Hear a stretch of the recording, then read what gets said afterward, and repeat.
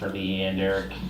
Being able to tour the UFC Performance Institute was really interesting. I know a few of you guys have been able to tour the Toyota Performance Center, and being able to compare and contrast what they do at their Performance Institute to how Erik and I and some of the other Toyota drivers train at TPC was really interesting.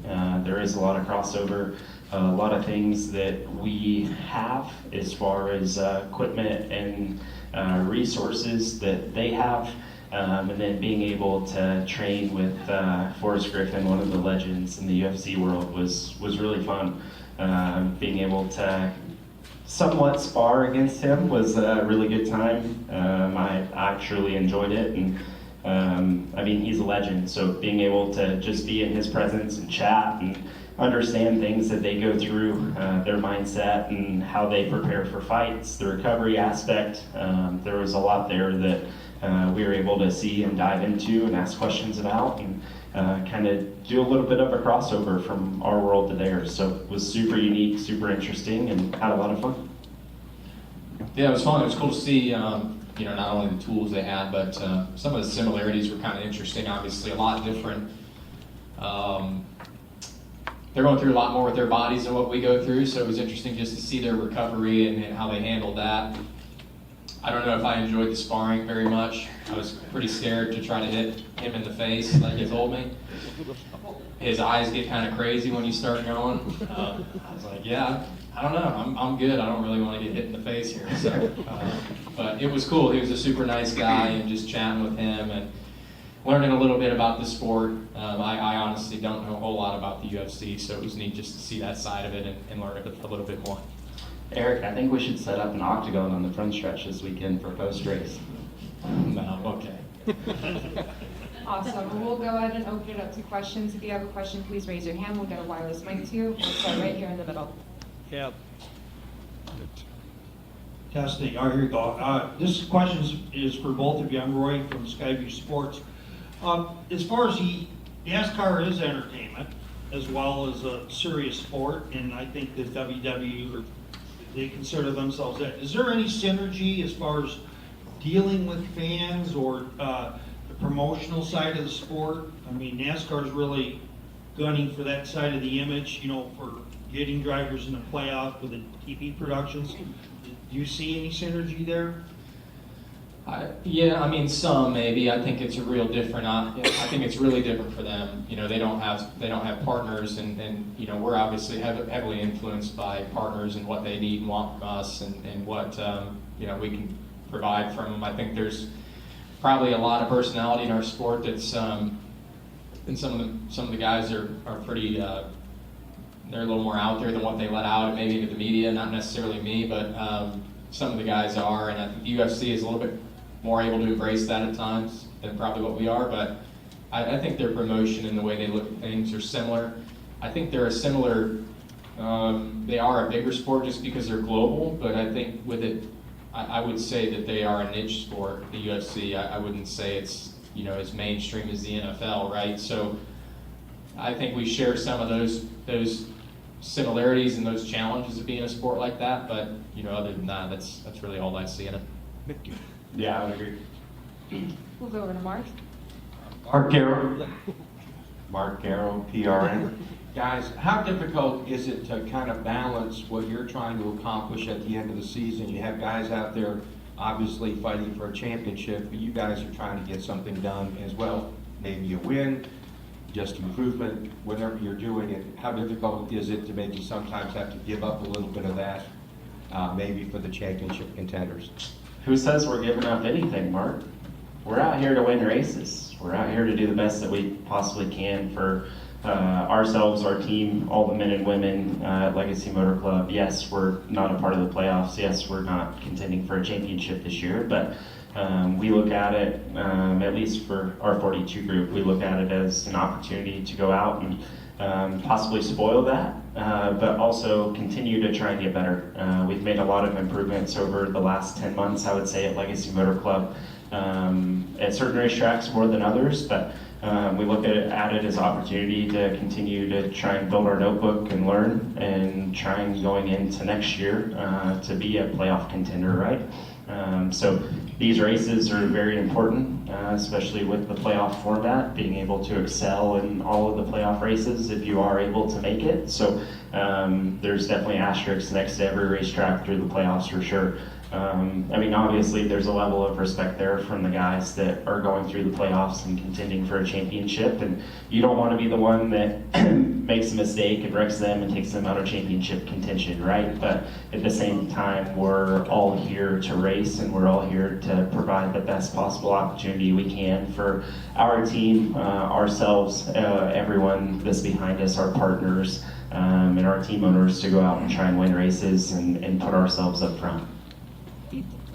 Yeah, I mean, I don't think I see it a whole lot different. We're trying to obviously run the best we can. I think, tomorrow here, next weekend in Talladega, there's nothing really stopping us from winning here or Talladega. And that really would turn your season around, whether, I would love to say the 43 wins at both, but if the 42 and the 43 can win one of these races, it would be great for the company. So I think as far as that goes, that's that opinion. But, I think you're kind of asking about the playoff guys and what that means for us. And, yeah, you got to show a little bit extra respect. I've been on each side of it, right? I've been in the playoffs and had to race guys that aren't. And there's times where it's incredibly frustrating when that level, maybe the respect isn't there.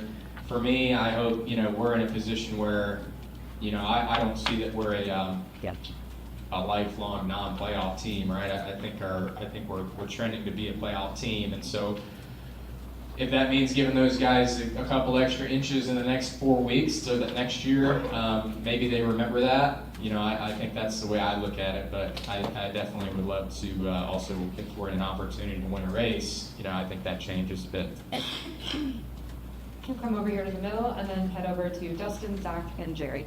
Erik, you're going to be Robo Coach. Question for both of you. Want to quickly touch base on what you were just saying about the UFC. Obviously, training under former light heavyweight champion Forrest Strickland. It sounds like a really cool opportunity. But I saw you were laughing there with Sean Strickland. That's a guy that it's never a dull moment with. How was that exchange like?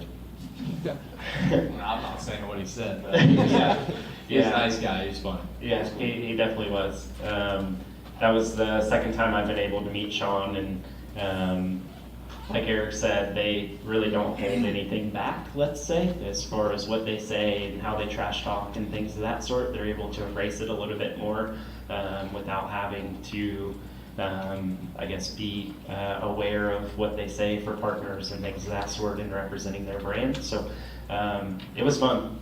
He's a great guy. We got a chuckle out of what he said, let's put it that way. Did he ask you to spar? He did it. I was joking with Forrest at the end after we got done with the boxing side of things that I wanted to go roll around with Forrest, and I'm not sure if he was nervous about it. He said he stopped rolling and whatnot a couple years ago, and he was going to go find Sean, and I backed out pretty quick. I didn't want to get my butt beat, so yeah, it was good. Go ahead, Dustin. Dustin, Jason, kind of building off Mark's question, and I understand there's a month left in the season, but compared to a year ago, like how much better position do you feel like you guys are as a team? Yeah, I think we're in a lot better position right now. I think there's still some things to iron out and some issues that we have as a company that we're working on fixing. There's still some roles that are being decided and some people that we need. We have a lot of good leadership, like young leadership and experience level, guys that are in positions they just haven't been in before, and so they're still learning and figuring that role out. Our engineering core is very, very young. I would say that's probably our biggest challenge ahead, is just to grow that group and get them experience. I think they're all really talented, but they're just very low in experience. So growing that group out is really important, but to say 1 year ago today, sitting here, yeah, definitely a way better spot for me, and at least excitement level. I can tell you a year ago today, I wasn't very excited to go to the track for the last month, but for me today, definitely excited to be here. Talladega, all the races really left this year, because I think we're going in a good direction. I think our cars are getting faster, and I think the people involved are in the right spots as well. So definitely, yeah, big turnaround from 1 year, and hope that we can just keep it going. kind of easy to, I've said this a lot of times before in our rebuilding process, you know, if you show up at the racetrack and you're a half second off, it's easy to find that first 3/10. That's not hard. That's just building a little bit better car, having some good people. That last 2/10, that's kind of the magic, and I think that's the world we're starting to live in a little bit. Good, Zach? Zach Stringell, NASCAR. For either of you guys, this is the same tire that we raced at Kansas just a couple of weeks ago. What did you guys learn there that might apply this week at Vegas? That's a very good question. I think we learned some things that work and some things that don't work as far as setup wise. Things that we struggled with at Kansas that hopefully we can apply to our race cars here to make them better than we were at Kansas. We had really strong runs here in Kansas the first time that we came here this spring with a different tire. So trying to learn what this tire wants from a setup perspective, spring perspective, shock perspective, how it migrates through the run, the tire fall off, how they build heat or how they wear. You can definitely take some of those things into consideration for sure. So I think for us, being able to apply the things that we learned that didn't necessarily work at Kansas and trying going a little bit different avenue to make our cars better is what we're excited to see where we stack up when we unload later today in practice and qualifying. Thank you.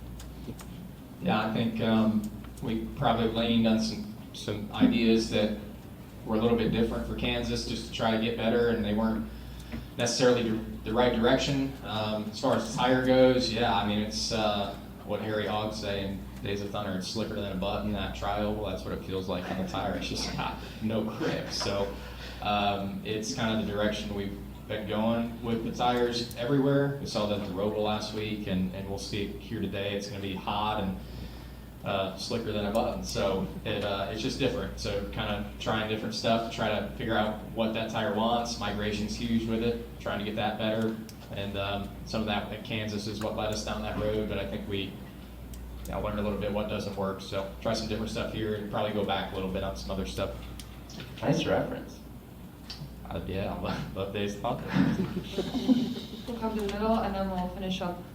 We'll come to Jerry and we'll finish up in the middle and then with Chris. Jerry Tork, KPMTires.net. Earlier this week, Odie talked about the 750 package for next year. He talks about potential changes to the championship formats, things that we've all heard about. Now it sounds like these things are happening. What are your thoughts on what you heard earlier this week, and how can your organization prepare for those types of things? I'm not sure how much different the 750 package is going to make a lot of the racing, but I definitely hope that it helps on some of the short tracks from tire degradation, tire wear, being able to manage your stuff and be able to show out, right? Who knows how that's going to work, right? Time will tell. But I'm excited for more horsepower. I think every one of us is from a driver's standpoint. With that being said, one of the areas where I feel like we've struggled as a company is short tracks and the smaller diffuser package. So definitely something that we're going to have to work on very hard over the off season, trying to put grip in our race cars and trying to understand that a little bit more from Americanized perspective as well, to be able to get our cars better for next year. So I'm not sure really how it's going to affect us. May just make your handling problems worse with having more horsepower and tire fall off a little bit more, but it definitely can't hurt. So excited for the more horsepower package for sure. Yeah, I mean, it's tough. I go back and forth on this battle all the time. I've seen it both ways in the sport, right? I've seen where we've taken it down to the whatever it was, 550 horsepower package 5 or 6 years ago, and when I showed up in the sport, it was, the first cup race I ever did, we had 900 horsepower, and then we had 750 horsepower, and then we had 500 horsepower, and we had 670 horsepower, so I ran a lot of different horsepower. At the end of the day, when I go to my local short track, my favorite race of the night is usually like the street stocks, and they're not very fast. So I don't know that going faster is always your answer to better racing. I think that's a bit of a myth. Maybe the bigger horsepower puts on a better show. I don't know. It's a way different car, way different brakes and tires. So we probably need to just try it, because right now the road course and short track races, I don't know what you guys think, but when I watch them back, not on the edge of my seat most of the time. So, yeah, we definitely need to try something, and I hope it's better, but I honestly, I just don't know. I really don't. It also a big change in the championship with playoff. What are they? That's been about changing the single race part. Yeah, I think, well, I don't think anything's going to happen for next year. For me, I think the most fair way, you got to get 4 guys in a playoff, some kind of three race playoff setting. Yeah, I don't know. I'm not telling you that's what's going to happen because I don't know, but I would have to believe it's going to be something in that direction. Yeah, I would agree with that. Up to the middle, and then we'll wrap with Chris. Luis Torres, Toby Christie Talk. Erik, I wanted to ask the question, knowing that Venerated Motorsports just wrapped up their tenureship in ARCA as far as the ownership side, you got to be a small part of it. What is just the fondest memories that you have working with them back many years ago when you were working on the way up? Yeah, I didn't do a ton of races with them. They had just changed the age at that point in ARCA, and I came in and did a race as a 15-year-old, and that was a crazy experience. But we won a race there at Berlin, which is one of my home tracks. That was really cool. Like growing up as a kid racing there and watching guys and then racing there myself, that was always like the big talk. If you got to run the ARCA race, and if you could, win the ARCA race, the local guys there who were really successful always tried to run it. Usually ran really well in it. That was a place that, especially then, if you were someone local, you usually did pretty well in that race. And so that was my fondest memory. We went there and won that one. Hometown win for me. It was a lot of fun. And one of my, I think that was 2013, so one of my bigger wins to that point, first kind of national series win. But yeah, I mean, I think Billy's going to get bored. He's a pretty energetic guy. I'm not sure what retirement, or if this is retirement for him, or what his plan is. I'm excited, for their future and what they got, but definitely that was my best memory of them. The question was about Billy Venturini, or what? That's that picture. Oh, yeah. I only drove one ARCA race for Venturini, and it was when I was running in the truck series with KBM a few years ago. We ran it at Mid-Ohio, qualified on the pole. It rained. I think I lapped up to like 4th or 5th. Should have won the race, and we elected to stay on wet tires instead of dry tires as the racetrack dried out, and I think we finished 5th or 6th. So a great experience being around Billy and Big Bill and that whole family. They've definitely given a lot to the whole sport. They've been around forever and won a lot of races and won a lot of championships, and I'm not sure what their future holds, but thank you to them is pretty much all I have to say for what they've been able to give back to racing in general. True racers at heart. You never got a kiss from Big Bill. I never did. I'm proud. That's to live your whole life. I'm proud to say that. We'll wrap with Chris. FirstTimeCatchments.com. Erik, you mentioned a little bit ago that today's going to be hot and slick. Tomorrow there's going to be 10 to 15 degree temperature difference. So how do you compensate for that, knowing the swing that's going to be much cooler tomorrow? Yeah, I mean, this place is pretty temperature sensitive, oddly enough, but I think today you'll be moving around a lot. You'll see guys probably getting up by the wall, even in practice, I would imagine, or at least 3rd or 4th lane, and qualifying is going to be, I don't know, treacherous is the right word, but it's going to be difficult to know how much speed to carry, and it's going to be a fine balance, not carrying too much and ruining your laps, so that'll be pretty challenging today compared to what it was in the spring, which we were, I felt like we were at Talladega, so that'll be fun.